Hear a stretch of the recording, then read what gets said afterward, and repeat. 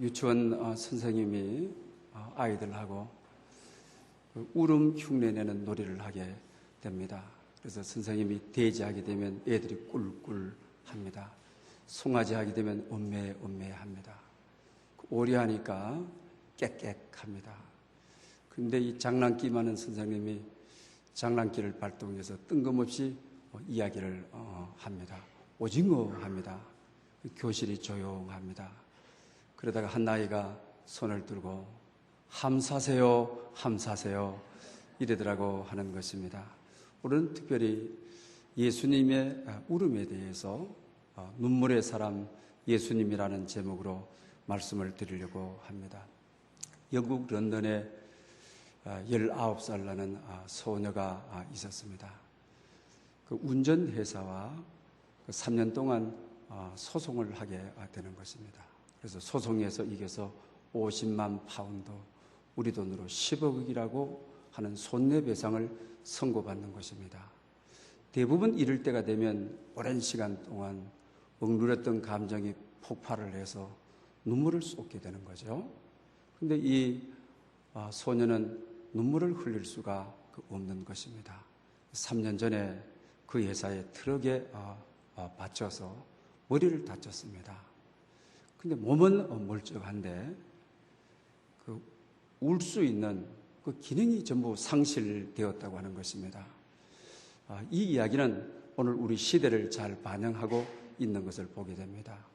우리 신문지상 일면을 봐도 얼마나 가슴치고 통곡해야 될 일들이 많이 있습니까? 또 멀리 아니라 우리 가까이 몇 집 건너 한 집을 바라봐도 통곡하고 울어야 될 일들이 참 많이 있죠. 그러나 우리 사회가 이것을 계속 반복하다 보니까 그만 감각을 잃어버렸습니다. 눈물이 메말라버린 시대가 되었다고 하는 것입니다. 또 여자들에게는 제한적이지만 특히 남자들에게서는 우리 문화에서 울음이 제한되어 있죠. 어렸을 때 우면 사나자식이 울어 하고 야단을 치고 울 수가 없는 것입니다. 또 여자들도 울게 되면 궁상 맞다고 말이야. 왜 이렇게 초상집 만들어 놓느냐고 또 난리인 것입니다. 그러나 우리가 성경에 보게 되게 되면 선지자들을 통하여 하염없이 흐르는 눈물을 우리가 보게 되는 것입니다. 또 사도들을 통하여 우는 눈물을 우리가 보게 되는 것입니다. 또 뿐만 아니고 예수님은 정말로 눈물의 사람이었음을 우리가 알게 되는 것입니다. 아브라함도 울었습니다. 야곱도 울었습니다. 요셉은 애굽에서 많이 울었습니다. 다윗 왕은 눈물이 자기 침상을 띄울 정도로 울었던 것입니다. 베드로 역시 예수님을 부인한 것 때문에 성경은 통곡했다고 했습니다. 바울 사도는 말할 필요도 없고 자기 동족의 구원을 위하여 크게 울었다고 성경은 이야기하고 있는 것을 보게 되는 것입니다.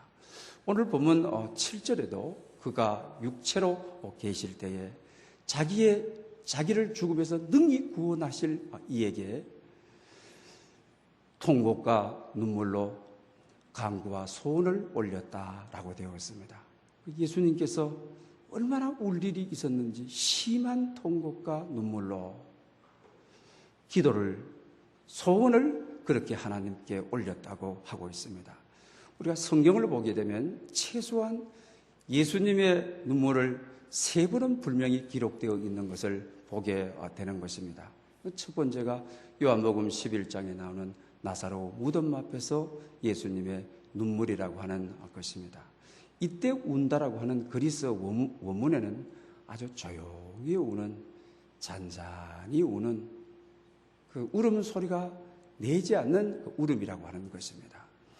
그 당시 나사로는 집이 베다니에 있고 예수님은 갈릴리에 있었습니다. 그리고 병들었다는 이야기를 이틀 전에 듣게 되는 것입니다. 그런데 예수님께서 금방 가지 아니고 지체를 하게 되었다가 사흘 만에 가게 되시는 거죠. 그러니까 가니까 이 마리아와 마르다가 주님이 여기 계셨더라고 한다면 나사로가 죽지 않았을 것입니다 라고 말합니다. 주님이 나사로가 어디에 있느냐 와 보십시오 라고 하죠. 그래서 무덤 앞에 가서 성경은 35절에 예수님께서 우셨더라. 아주 장엄한 표현을 하고 계시는 것을 보게 되는 것입니다. 그분이 왜 우셨습니까? 그분이 왜 울어야만 하는 것입니까? 누구를 위해서 그분은 울고 계시는 것입니까? 그런데 우리가 성경에 보게 되면 분명히 예수님은 자기 자신의 슬픔 때문에 울지 않았다고 하는 것입니다. 또 울다가 억제하기 위해서 터뜨려진 눈물도 아님을 우리가 성경에서 보게 되는 것입니다. 나사로가 병들었다 할 때에 이틀 전에 통보받았으면 즉시 가셔야 되는데 왜 즉시 가지 않고 이틀을 더 기다렸다가 나흘 만에 가셨느냐고 하는 것입니다.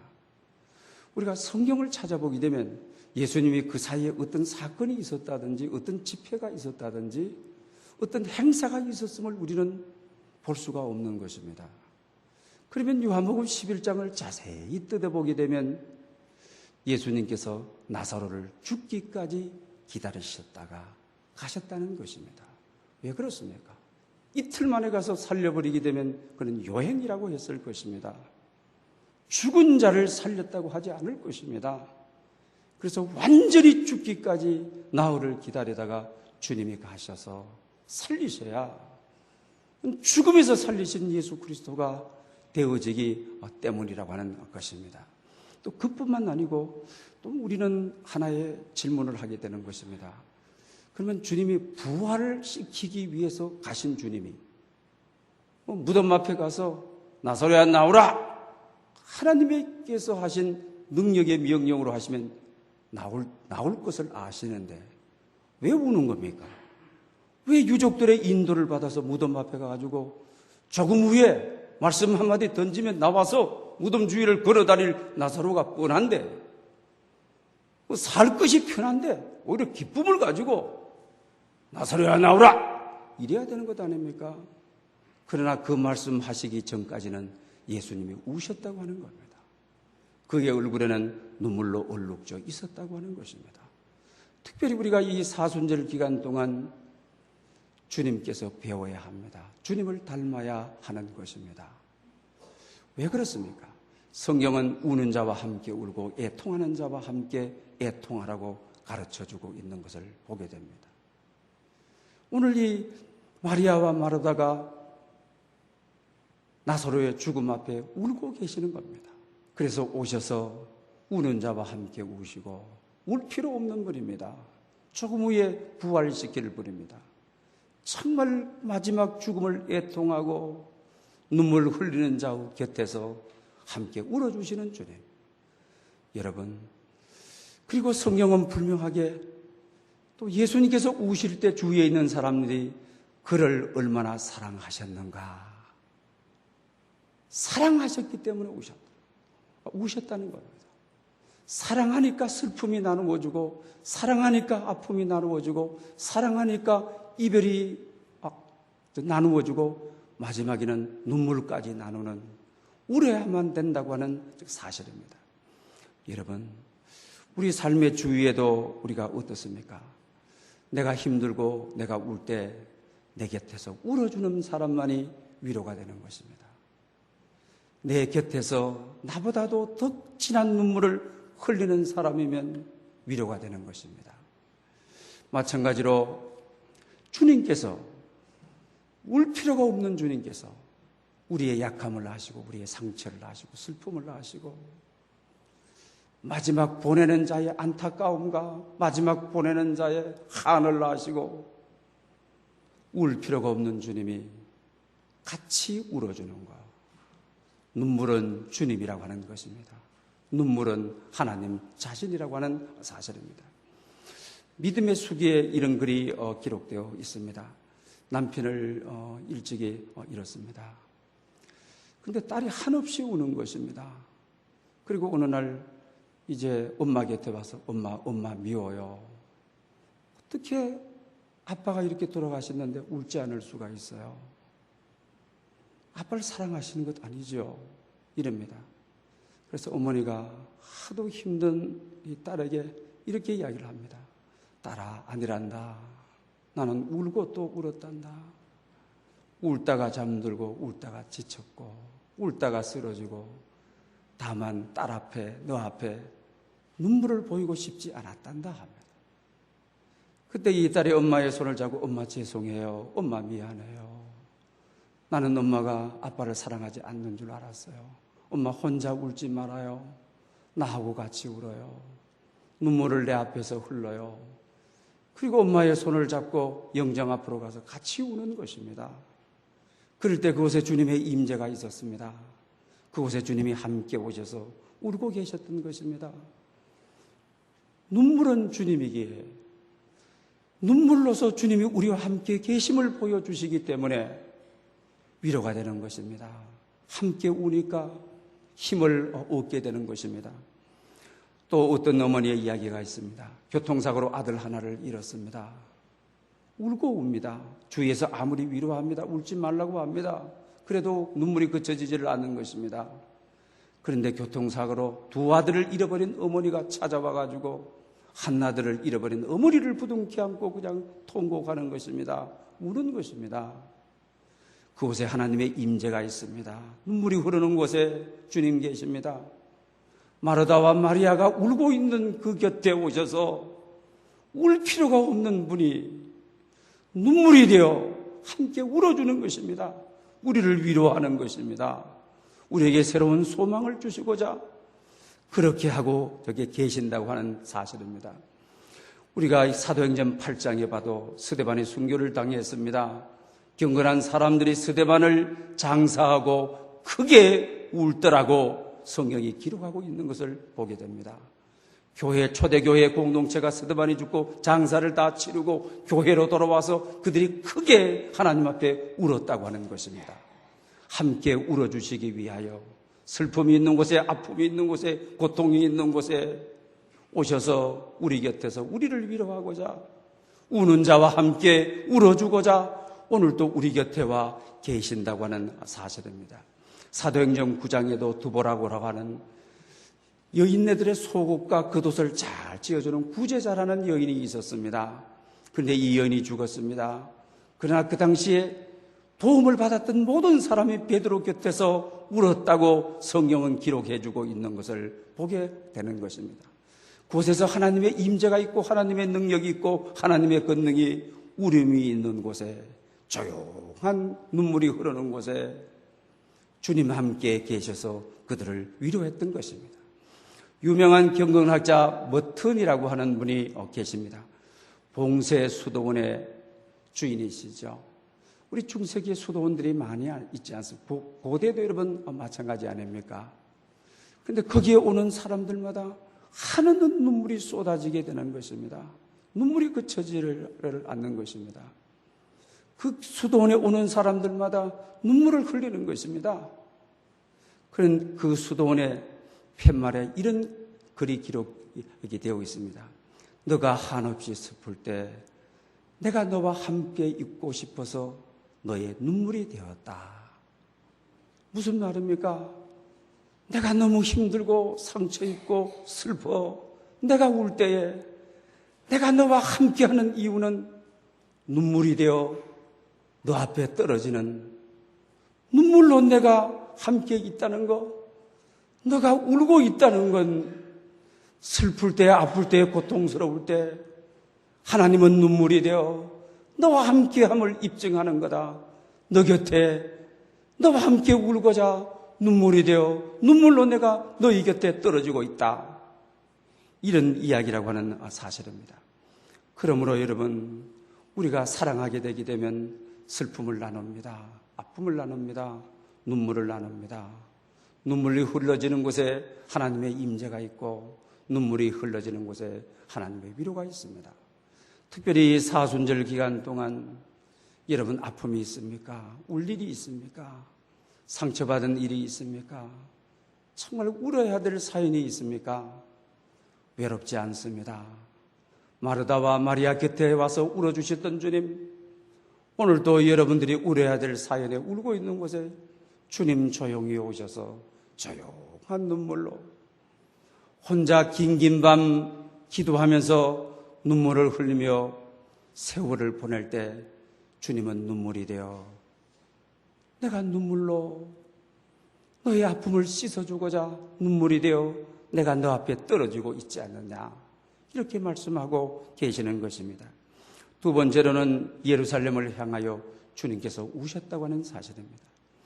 내일은 종료, 다음 주일은 종료 주일입니다. 또는 우리가 고난 주일이라고도 이렇게 말하는 것입니다. 예수님께서 예루살렘을 입성하게 됩니다. 그러니까 유대인들이 승리의 나뭇가지인 종려 나뭇가지를 깔고 예수님은 낙에 타시고 올라가시는데 호사나 호사나, 호사나는 우리가 히브리 말을 번역하지 않는 그대로 순수한 히브리 말입니다. 나를 구원하소서, 나를 구원하소서라고 하는 뜻입니다. 예수님이 예루살렘에 입성하는데 나를 구원해 주십시오, 나를 구원해 주십시오. 그리고 여러분, 카페트가 그 시대는 없으니까 종려나무까지 주님 가시는 길에 쫙 깔아놓고 말입니다. 그런데 주님은 올라가시면서 예루살렘을 바라보시면서 그때 울다라고 하는 그리스어는 통곡한다는 겁니다. 막 부르짖어 웃는다는 겁니다. 너무 아파서 운다고 하는 것입니다. 왜 환영받으러 올라가시는 주님이 예루살렘을 성전을 받아보고 왜 이렇게 울어야 하는 것입니까? 그러면서 예루살렘아 예루살렘아 암딸기 병아리를 품으려고 한 적이 몇 번 있냐? 예루살렘 거민들이여 내가 너를 품으려고 하는 것이 몇 번 있냐? 너가 평화에 대한 것을 알았으면 좋을 뻔하였건만은 내 눈에 숨겨졌도다. 무슨 말입니까? 주님이 평화의 왕으로 왔는데, 죽음에서 해방시키러 왔는데 그의 눈에 가려져서 주님을 모르고 있는 겁니다. 그리고 조금 후에 그들은 어떻게 했습니까? 예수님을 십자가에 있을 때 저를 십자가에 못 박으시오, 저를 십자가에 못 박으시오. 순식간에 호산하였던 그들이 그렇게 변하지 않았습니까? 그들의 마음을 아시는 주님, 예루살렘의 사정을 아시는 주님이 크게 우시는 것입니다. 통곡하시는 것입니다. 그러면서 주님이 또 예언을 하시는 겁니다. 토두를 쌓고, 옛날 성에는 토성을 쌓았다고 했죠. 그리고 둘레를 다 싸고 저희들 가운데 모든 자들을 오늘 본문에 우리가 누가복음 19장에 보면 메어 친다라고 되어 있지 않습니까? 돌 위에 돌 하나도 남지 아니하리라 이렇게 말씀하십니다. 왜 그렇습니까? 그리스도 밖에 있는 이들, 그리스도가 왔는데도 영접하지 못하는 이들, 오히려 그를 조롱하고 그에게 침을 뱉고 그를 십자가에 못 박는 이들, 그러니 주님이 통곡하시는 것입니다. 사랑하는 여러분, 오늘 우리 주위도 어떻습니까?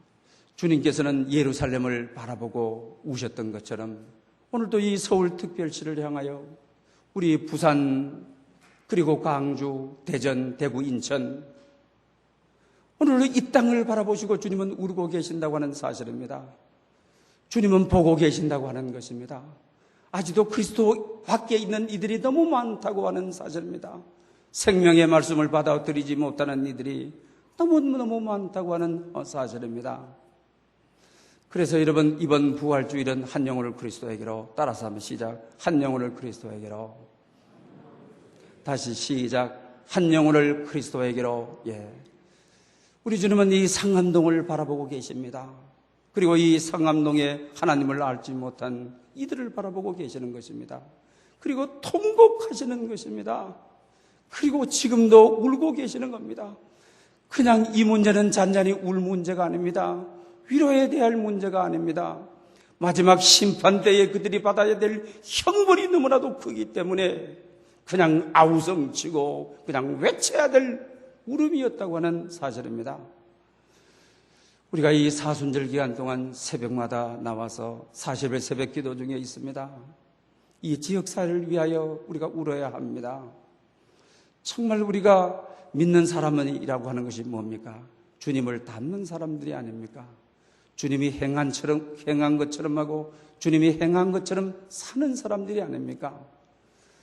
구원받지 못할 예루살렘 성을 향하여 우셨던 주님, 예루살렘아 예루살렘 하고 우셨던 주님, 오늘 이 상암동 일대에 죽어가는 영혼들의 영혼을 부둥켜 안고 상암동 거민이여 상암동 주민이 하고 울어야 될 차례가 바로 우리 차례라고 하는 사실입니다.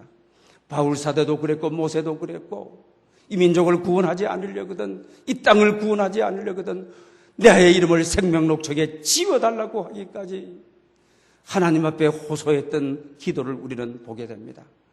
결국 이 주님의 기도는 어떻게 됐습니까?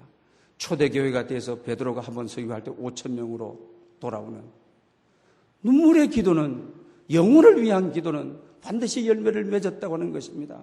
시편 146편은 바벨론 시편 아닙니까?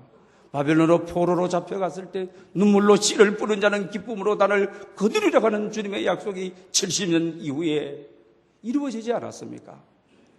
예루살렘을 우셨던 주님, 이 사순절 기간 동안 이 지역사회를 위하여 우리의 눈물이 흘러 강물이 되어, 우리의 눈물이 흘러 교회를 적시고, 우리의 눈물이 흘러 이 지역사회를 덮고 이 지역사회를 구원하는 그런 역사가 우리 안에서 이루어져야만 되겠습니다. 그리고 마지막으로는 주님께서는 겟세마네 동산에서 우셨다고 하는 것입니다. 오늘 보면 히브리서는 겟세마네 동산에서 우실 때에 주님의 모습을 기록하고 있는 것을 보게 되는 것입니다. 주님께서 겟세마네 동산에서 이제는 그 십자가를 지게 되죠. 그리고 이제 겟세마네에서 기도하시다가 체포되어지게 되는 것이죠. 빌라도 법정에 가서 재판을 받아 사형 언도를 받게 되는 것입니다. 거기서부터 채찍을 맞고 골고다 언덕을 향하여 가야만 되는 것입니다. 가야 되는 길에 침을 뱉고 채찍질하고 모욕을 하고 십자가에 못 박고 하는 엄청난 일들이 계속 영속적으로 일어나게 되는 것입니다. 그러니 오늘 본문에 심한 통곡과 눈물로, 여러분 조금 후에 이 기도가 마치면 로마 군인들에게 의해서 체포되실 주님, 자기 앞에 당할 운명이 어떻게 될 것을 아시고 계시는 주님, 그런데 여러분 이 눈물은, 심한 통곡과 눈물은 자기를 위한 것이 아니었다라고 하는 사실입니다. 누구를 위한 것이었습니까? 왜 우셨습니까? 우리의 죄 때문에 주님이 우셨다고 하는 것입니다. 주님은 하나님이십니다. 그분이 채찍을 맞고 십자가에 매어 달리고, 그것은 바로 인간이 당해야 될 죄의 결과로 당해야 될 너무나도 엄청난 일이었기 때문에 통곡하며 우는 것입니다. 눈물을 흘리면서 하나님 앞에 소원과 간구를 아뢰었다고 성경은 이야기하고 있는 것을 보게 되는 것입니다. 그런데 요사이 우리가 죄를 가볍게 여기지 않습니까? 큰 죄를 지어놨고도 무슨 죄냐고, 왜 죄를 이야기하느냐고. 우리가 오늘날 회개와 죄를 이야기할 수 없는, 다른 사람에게 비하면 죄도 아니라고 이렇게 생각하는 시대에 살지 않습니까? 그러나 주님은 인간의 죄를 바라봤을 때 하나님이신 자기가 대신 지고 가지만 그 죄의 값이 너무나도 막중하기 때문에 주님의 죽으심이 정상적인 죽음입니까? 얼마나 무서운 죽음입니까? 잔혹한 여러분 죽음인 것입니까? 그걸 바라보면서 인간의 죄 때문에 죽으시는 주님, 인간이 죄로 말미암아 마셔야 될 잔이 너무나도 무서운 잔이기 때문에 이걸 대신 지기 위하여, 인간의 죄의 무게가 너무 크기 때문에 통곡하시는 주님, 눈물을 흘리시는 주님, 오늘도 나를 위해서 흘리시는 눈물이라고 하는 사실입니다. 여러분, 정말 죄를 두려워야 될 이유가 어디에 있습니까? 주님의 십자가를 바라보면, 또 겟세마네 동산에 웅이 지고, 그리고 겟세마네 동산에 어둠이 깃들고, 그리고 오래된 올리브 나무 밑 돌 위에서 땀방울이 핏방울이 되도록 얼마나 인간의 죄가 사해져야 된다는, 주여 내가 십자가를 짐으로 인간이 받아야 될 형벌, 무서운 지옥의 형벌, 얼마나 간절히 우리의 죄를 통해서 써가먹은 것처럼 옮기기 위해서는 그 기도가 얼마나 집중적인 기도였는지, 못의 세포를 터뜨려버리고 땀이, 몸에 있던 피가 그냥 땅구멍을 통하여 쏟아지는, 이걸 생각하면 죄 지을 수 없잖아요. 죄를 우리가 크게 볼 수밖에 없잖아요. 나를 위하여 이렇게 죽으신 주님. 또 뿐만 아닙니다. 어떻습니까? 가시면류관, 그리고 창으로 찌르고 못으로 박고, 그리고 채찍으로 때리고, 얼마나 여러분 죄가 무섭습니까? 끔찍합니까? 맞지 아니하실 분이 우리의 죄 때문에 그렇게 맞는 것입니다. 죄를 크게 봐야, 죄가 큰 줄 알아야 우리는 죄로부터 멀어질 수 있다고 하는 사실입니다. 몇 해 전에 패션 오브 크라이스트, 그리스도의 고난이라고 하는 영화가 나왔죠. 이 영화는 가톨릭교와 우리 개신교가 같이 합쳐서 세계적으로 만든 것 아닙니까? 그래서 우리가 그것을 시사회를 할 때도 신부님들과 목사님들이 같이 가서 시사회를 하지 않았습니까? 왜 그러냐? 그 당시 예수님이 십자가에 못 박혔던 것을 좀 현실적으로 그 당시 상황으로 어떠했을까? 여러분, 채찍으로 휘어 감아서 때릴 때 채찍 끝에 납이 있죠. 감겼다가 풀어서 당길 때 예수님의 살점이 튕글러 나오죠. 그리고 피가 난자하면서 옆에 있던 사람들에게 전부 다 로마 군인들에게 다 튀는 거죠. 정말 너무 끔찍한 것이죠. 그 당시 영화를 보더라도 이 중고등부 학생들이 그만하세요! 멈추세요! 멈추세요! 그 앞에서 소리 지르고 아우성 쳤던 영화가 아닙니까? 그것보다 더 했으면 더 했지 덜 했지는 않았다고 하는 거예요. 우리가 생각하는 그런 십자가가 아니었음을 우리는 너무나도 잘 아는 것입니다. 그리고 그 영화를 보고 어느 분이 꿈을 꿔서 글이 나와서 그 당시 믿음의 글에 띄워져서 얼마나 우리가 감동을 받아서 그 영화를 보고 집에 가서 꿈을 꾸는데 예수님이 그렇게 맞는 꿈을 계속 꿉니다.